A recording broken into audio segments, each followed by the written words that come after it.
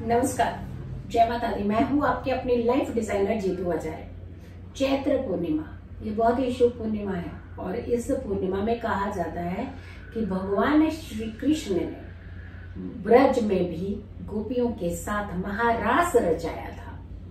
और इसे सिर्फ पूर्णिमा चैत्र की पूर्णिमा नहीं कहा जाता है, इसे महारास पूर्णिमा भी कहा जाता है, इसे चैत्र पूर्णिमा भी कहा जाता है और इसे चैत्र महीने की पूर्णिमा भी कहा जाता है। इसी दिन होती है हनुमान जयंती भी। इस दिन कुछ खास महा उपाय करने से आपका जीवन आसान होता है और साथ के साथ बीमारियों से मुक्ति मिलती है। मेंटली यानी डिस्टर्बेंस, जो दिमागी तौर पर हम बीमार रहते हैं, एक होते हैं हम फिजिकली बीमार होते हैं, एक होते हैं कि यहाँ दिमाग में कुछ चीजें बैठ जाती हैं, वो कभी नहीं निकल पाती है। ये सारी समस्याओं के समाधान आपको इस पूर्णिमा पर मिल सकते हैं। सबसे पहले कहा जाता है कि इस दिन बहुत जल्दी सुबह उठना चाहिए, कभी भी देर से नहीं उठना चाहिए जिस दिन चैत्र पूर्णिमा का दिन होता है। और स्नान करना चाहिए पवित्र नदियों का जल डाल करके। यानी अगर आपके पास गंगा जल तक बहुत उत्तम है, अगर गंगा जल नहीं है तो जो भी आपके नदियों के जल है, पवित्र नदियों के जल है, उनका सहयोग रख सकते हैं। अदरवाइज आप घर के आसपास जो पवित्र स्थान है यानी पूजा स्थान, धर्म स्थान है, वहां से भी नल में से एक लोटा जल भर करके ला करके उसे आपने नहाने वाले जल में डाल करके उससे आप स्नान कर सकते हैं। या फिर अगर आप वीडियो को थोड़ा देर से देख रहे हैं, स्नान ऑलरेडी आप कर चुके हैं, तो थोड़ा सा जल भर करके ले आइए, अपने ऊपर उसका छिड़काव कीजिए और अपने घर की हर सामान के ऊपर उसका थोड़ा सा छिड़काव कर सकते हैं। तो ये पहला ऐसा महा उपाय होता है जिससे कहते हैं कि आपकी मानसिक अवस्थाएं अगर खराब हो रही हैं, आप किसी भी तरीके से अगर आपको लगता है कि मेंटली डिस्टर्ब होना शुरू हो जाए, क्योंकि मेंटली अगर डिस्टर्ब होते हैं तो पूरे चक्कर आपके सारे खराब हो जाते हैं। इसके अलावा आप अपने मिशन को बहुत पीछे अपने जीवन से कर देते हैं। तो आपकी जिंदगी आसान रहे, राह आसान रहे और आपके कष्ट आपसे दूर रहे, इसके लिए आपने इस दिन खास करके गंगा जल या फिर पवित्र नदियों का जल, फिर पवित्र स्थानों के जल का प्रयोग जरूर अपने घर में करना है। फिर आती बात की कहते हैं कि इस दिन भगवान सत्यनारायण की कथा तो सुननी चाहिए, लेकिन साथ के साथ हनुमान जयंती होने के कारण भगवान श्री राम का स्मरण करना, भगवान श्री राम रक्षा स्तोत्र पढ़ना, या फिर आपने रामायण का पाठ सुनना या पढ़ना, या फिर आपने हनुमान चालीसा करना, ये सारा अति उत्तम होता है इस दिन करना। अब ये सारे सहयोग आज के दिन इस अवसर पर, आज के दिन मतलब इस अवसर पर आप कर सकते हैं। 5 और 6 को पड़ रहा है विलक्षण योग चैत्र पूर्णिमा का, और हमने अपनी वीडियो में बता भी दिया था कि व्रत कब रखना चाहिए और तिथि कब से कब तक है, लेकिन उपाय क्या क्या करने चाहिए वो आपको इस वीडियो में हम बता रहे हैं। एक कलश है यानी मिट्टी का घड़ा भी ले सकते हैं, या फिर आप एक पात्र भी ले सकते हैं और उस पात्र का भी प्रयोग आप इसमें कर सकते हैं। स्टील का ले सकते हैं, पीतल का ले सकते हैं। उसे आपने अन्न से भर लेना है। अब अन्न में आप कई चीजों का सहयोग, जैसे गेहूं डाल सकते हो, चावल का प्रयोग कर सकते हो, आटे का प्रयोग कर सकते हो। इन सारी चीजों में से किसी भी चीज का प्रयोग करके इसे भर लीजिएगा पूरा, और भरना उतना है कि ऊपर से हाथ मार करके पूरा उसको एक जैसा बराबर हिस्से में कर देना है। यानी ऐसा ना कि बाहर से गिरता हुआ आप लेकर के जाए। तो उसे आपने भरे हुए पात्र को आपने जरूर दान में देना है किसी भी जरूरतमंद व्यक्ति को। आपके घर में कभी अन्न की कमी नहीं होगी, आपके घर में कभी धन की कमी नहीं होगी, क्योंकि कई बार हम ऐसी चीजें जो होती हैं, वैसे तो दान हम करते रहते हैं, बहुत सारी चीजें हम लोग किसी ना किसी को सहयोग करते रहते हैं, लेकिन जब सही समय होता है उस समय हम इन चीजों से चूक जाते हैं। तो ध्यान रखना है, ये उपाय आपने सभी ने जरूर करनी है।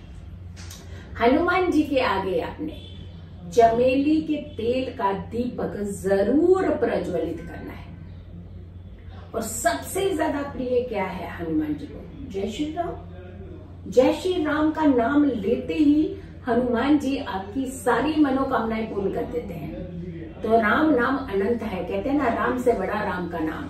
तो आपने सिर्फ जय श्री राम एक पूरे पेज के ऊपर 108 बार लिख लेना है, लेकिन लिखना है उसे चमेली के तेल से। 108 बार ये नाम लिख करके आपने हनुमान जी को स्मरण करते हुए, उनका ध्यान करते हुए भगवान श्री राम को अर्पित कर देना है। और साथ के साथ अगर इसके 2 पेजेस में लिख सके तो एक हनुमान जी के पास, एक भगवान श्री राम के पास अर्पित कर दीजिए। इससे आपकी जितनी भी प्रॉब्लम, जितनी भी समस्याएं होंगी वो सारी दूर हो जाएंगी।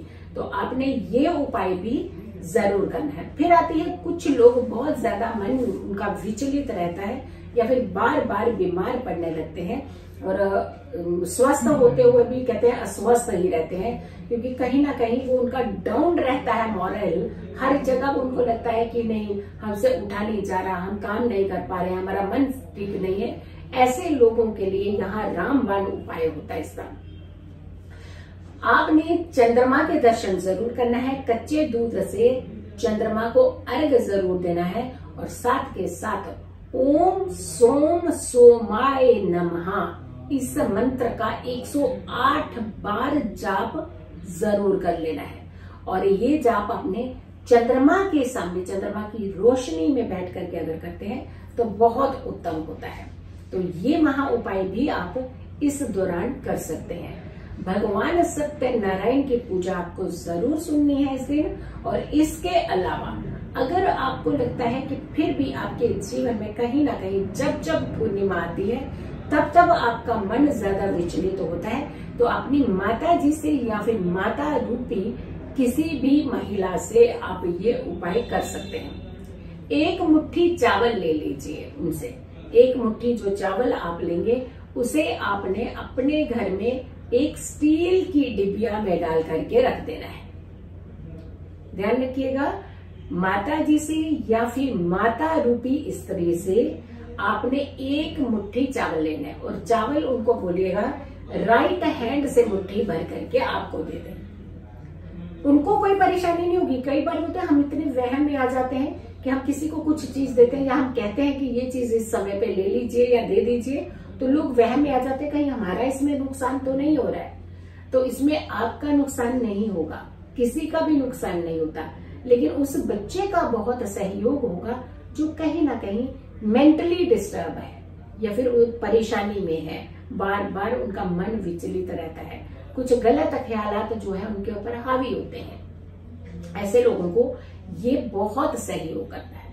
और ऐसे बच्चे जो नेगेटिविटी के शिकार हो रहे हैं, जिनके दिमाग में खास करके कुछ गलत विचार आ रहे हैं अपने आप को नुकसान पहुंचाने के, उन बच्चों को इस समय उपाय जरूर करना चाहिए। मोती रत्न धारण कर सकते हैं और अगर मोती रत्न नहीं धारण करना चाहते हैं तो आपने एक सफेद रंग का धागा लेना है। हर उसकी 4 धागे में 4 गांठें लगा लेनी है। हर गांठ के ऊपर, हर नॉट के ऊपर सफेद चंदन का तिलक लगाना है और भगवान श्री राम का स्मरण करना है, सत्यनारायण भगवान की पूजा का स्मरण करना है और साथ के साथ भगवान विष्णु का आराधना करनी है। हनुमान जी का ध्यान करते हुए आपने उस धागे को उस बच्चे की राइट कलाई में बांध देना है। मात्र 40 दिन लगातार इसे बांधे रखना है। यकीन मानिए वो बच्चा चाहे कितनी भी नेगेटिविटी का शिकार हो रहा हो, वो नेगेटिविटी से निकल जाएगा, उभर जाएगा। इस उपाय को भी आप जरूर कीजिएगा। है छोटे छोटे उपाय, लेकिन ये बहुत ही असरदार और देवी उपाय होते हैं, क्योंकि सही समय पर जब कभी भी हम किसी सही चीज का प्रयोग करते हैं तो हमारे जीवन के अंदर कष्ट नहीं आते हैं, हमारे जीवन की राह जो है वो आसान होती है, हमारे लिए एक बहुत अच्छा रास्ता जो है, पाथ जो है वो हमें मिल जाता है। तो छोटे छोटे उपाय हैं, चैत्र पूर्णिमा पर जरूर कीजिएगा और अपने जीवन के हर कष्ट से मुक्ति पाइएगा। वीडियो को ज्यादा से ज्यादा लोगों तक जरूर शेयर कीजिएगा। अगर चैनल सब्सक्राइब नहीं किया है तो जरूर कीजिए, वीडियो शेयर कीजिए और मेरी आने वाली हर वीडियो का आप इंतजार कीजिएगा। तब तक के लिए नमस्कार, जय माता दी। और लेकिन वीडियो को आपने जरूर शेयर करना है। नमस्कार।